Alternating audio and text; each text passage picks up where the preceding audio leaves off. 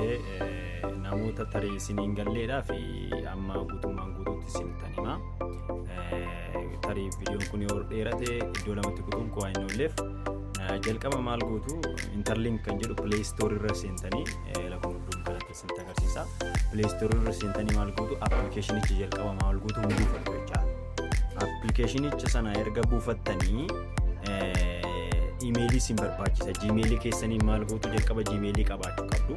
Gmail tokko qabaachuu qabdu. Gmail sana erga buufattanii erga yookiin immoo Gmail sana erga qabattanii appilikeeshinii interlink jedhamu sana hin buufattu jechuudha. Appilikeeshinii ishii kuusa kana jechuudha. Appilikeeshinii erga buufattanii sana maal gootanii loogiin fi sign up wanti jedhamu jira.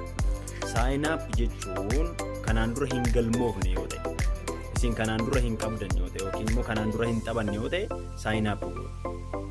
Loogiin jechuun immoo kanaan dura qabdanitti yookiin sababii tokko tokkootiin sin jalaa badeera yoo ta'e loogiin gootu jechuudha. Achi maal gootu sign up godhatu jechuudha. Sign up erga gootanii maaltu isinii dhufa?